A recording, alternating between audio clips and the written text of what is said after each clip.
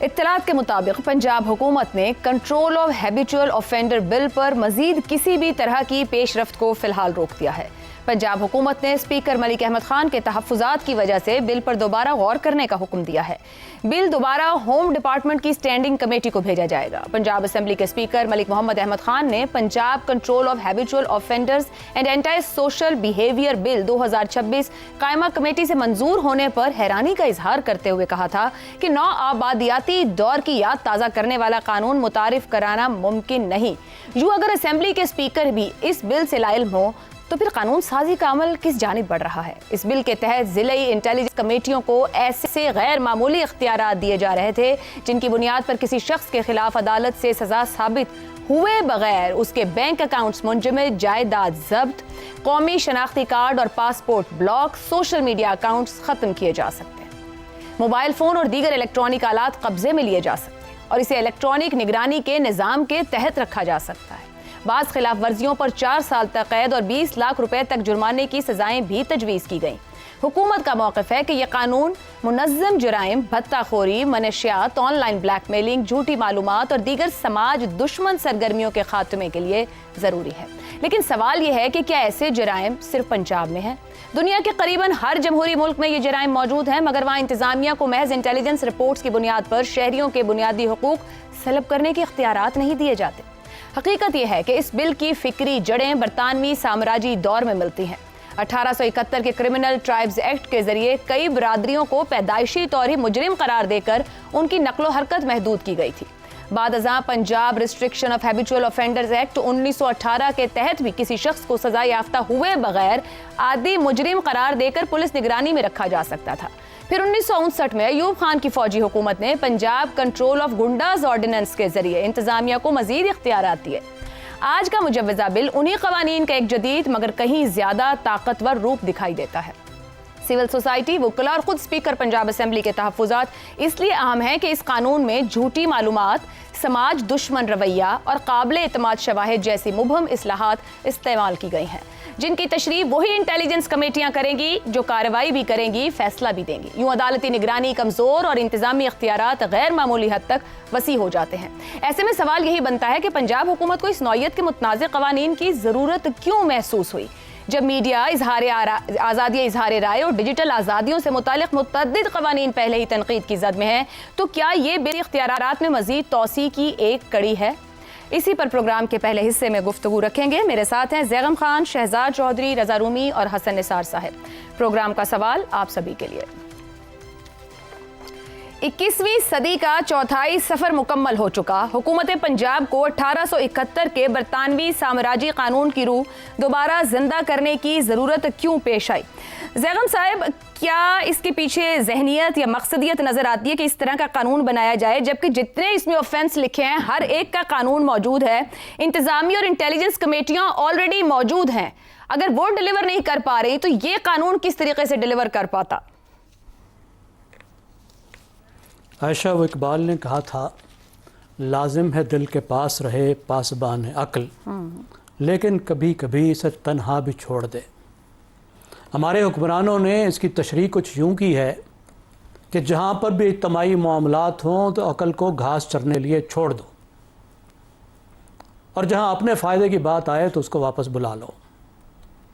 اب کی بار انہیں احمد خان نے بچایا ہے۔ احمد خان پڑھے لکھے سمجھدار آدمی ہیں اور وہ چونک گئے، حیران ہو گئے، اور ان کے سوالات بھی دلچسپ ہیں۔ جب انہوں نے ڈپٹی کمشنر اور ایس پی کے اختیارات کے بارے میں پوچھا، اب آپ دیکھیے جب یہ بادشاہ ہوتے ہیں، حکومت میں ہوتے ہیں تو ایس پی اور ڈی سی ان کے نیچے ہوتے ہیں، لیکن جب یہ پوزیشن میں ہوتے ہیں یا منتخب نہیں ہوتے تو پھر یہ ان کے ہاتھ میں ہوتے ہیں، اور اتنے بڑے اختیارات انتظامیہ کو دینا خود ان کے لیے کتنا خطرناک ہے۔ پھر اس کے ساتھ آپ اس بات کو دیکھیے کہ اگر یہ منظور ہو جاتا ہے تو اس کے دوسرے کتنے خطرناک مضمرات ہو سکتے ہیں۔ اب اس کا جو مقصد ہے وہ تو قابل دفاع ہے، میرے خیال میں مقصد قابل دفاع ضرور ہے، لیکن اس کا ڈیزائن انتہائی خطرناک ہے۔ اور یہاں پہ بھی احمد خان نے اس وجہ سے انہیں بچایا کہ یہ بل ممکن ہی نہیں تھا کہ پاکستان کی اعلیٰ عدلیہ جو بھی اس وقت اس کا مزاج ہو وہ اس کو آگے جانے دیتی, اس کو منظور ہونے دیتی. اس کے خلاف لازمی فیصلہ وہاں پہ آنا تھا. دیکھیے ہیبیچول افینڈرز جو ہوتے ہیں ان کے بارے میں آپ نے بتایا نوآبادیتی دور میں قوانین موجود تھے. مثلا بستہ الف بستہ بے کی ابھی تک لسٹیں وہ تھانے دار مینٹین کرتے ہیں, تھانوں میں ہوتی ہیں, ان کی حاضریاں بھی لگوائی جاتی ہیں. غنڈہ ایکٹ بھی ابھی تک نافذ ہے. اب جو ہیبیچول افینڈر ہے اس کا مطلب وہ ہوتا ہے جس کو عدالت نے کئی بار سزا دی ہو. یہ تعین تھانہ دار نہیں کرتا کہ ہیبیچول افینڈر کون ہے. ایک ہی طرح کے جرم پہ بار بار کسی کو عدالت سے سزا مل رہی ہے تو ظاہر اس کا چانس ہے کہ وہ دوبارہ ویسا جرم کرے گا, تو اس کی سرویلنس کی ضرورت ہوتی ہے.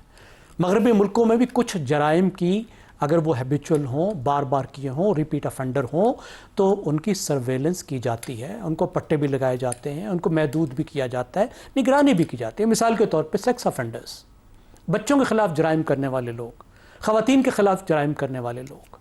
لیکن یہ ایک لا اینڈ آرڈر کا مسئلہ ہوتا ہے, یعنی انتظامیہ پولیس ان سے ڈیل کرتی ہے ایک لا اینڈ آرڈر کے پرابلم کے طور پر.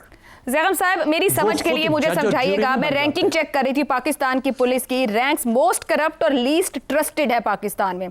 گورننس اور ایڈمنسٹریشن دیکھ رہی تھی تو عوام کا کانفیڈنس بالکل لو ہے, اور وائڈ سپریڈ ان کا اس بات پر احتجاج ہے کہ اینٹی کرپشن کے لیے بھی جو ایفرٹس ہیں وہ نہیں ہوتے.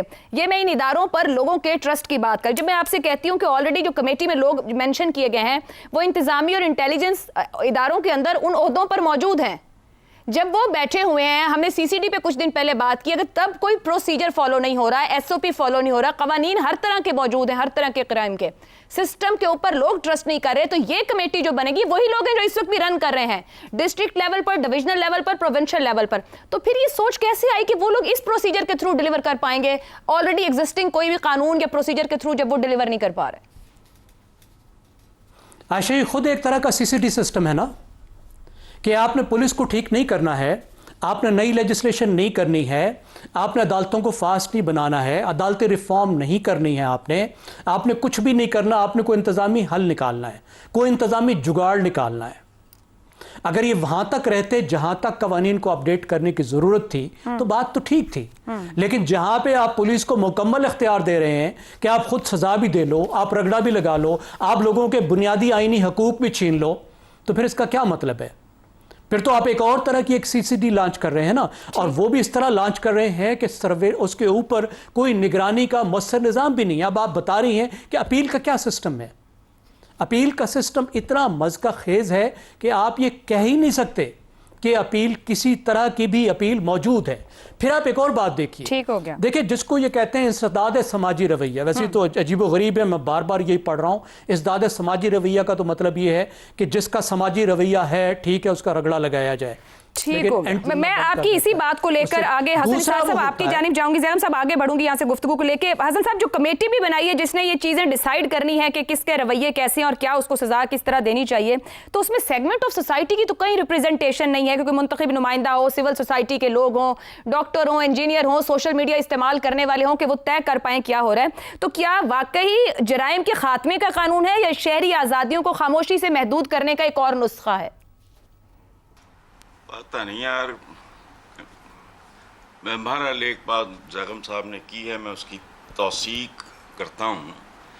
میرا ذاتی خیال یہ, میں پہلے بھی کہہ چکا ہوں شاید اپنے پروگرام میں, کہ احمد خان کھائی اس کا پورا نام ہے, اس سے زیادہ پڑھا لکھا بندہ مجھے حیرت ہوگی اگر اس ایوان میں کوئی ایک بھی ہو. I know him a little too well. اچھا, باقی سوال آپ کا جو ہے وہ 1871 کے برطانوی سامراجی قانون کی روح دوبارہ زندہ کرنے کی ضرورت. اصل بات یہ ہے کہ بی نو آبادیاتی نظام فوت کب ہوا تھا؟ پہلے یہ بتاؤ مجھے کہ اسے دوبارہ زندہ کرنا پڑا. اور میں آتا ہوں اس طرف, ہماری اپنی تو روح ہی کوئی نہیں ہے, ہم تو زندہ لاشیں ہیں. اور وجہ سنو, نام نہاد اشرافیہ سے لے کر عوام, بلکہ ہم سب, اس کے درمیان بھی ہوتا ہے نا نام نہاد, بدماشیہ اور یہ اور وہ. اچھا, ہم سب کے سب ادھار کی بورڈ زندگیاں جی رہے ہیں. غور کرنا, شرمانا نہیں. ہماری زندگیاں جن کی ایجادات کے گرد گھومتی ہیں، زندہ بھی صرف وہی ہیں، باقی صرف زندہ لاشیں۔ اوقات یہ ہے کہ بمبا کہتے تھے برے صغیر میں اس کو، یہ جو نل کا ہوتا ہے، ماچس سے لے کے ڈرون تک، بجلی سے لے کے فلش سسٹم تک، دواؤں سے لے کے ایکس رے مشین اور اب MRI تک، ایٹمی توانائی سے لے کے اعضاء کی پیوند کاری تک، عدالتوں کے میل آرڈر، مطلب پتہ ہے، عدالتوں کے میل آرڈر سے لے کے انتظامیہ کے چیف سیکرٹری تک، کمشنر اور ڈپٹی کمشنر تک، لباس سے لے کے خوراک تک، تمہارے ہمارے پیٹوں میں جو کچھ ہے ان کے تو فعل ہے۔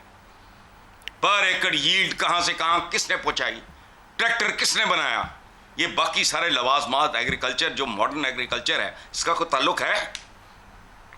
ہمارے جسموں پہ لباس نہ ہوتے 26-27 کروڑ پانی قوم اگر دستی کھڈیوں پہ بیٹھی ہوتی، پاور لومز اور اس کے بعد پہ ٹیوڈا سولجر جو بھی پہنا ہوا ہے ہمارا نہیں ہے، ہمارا خریدا ہوا ہے۔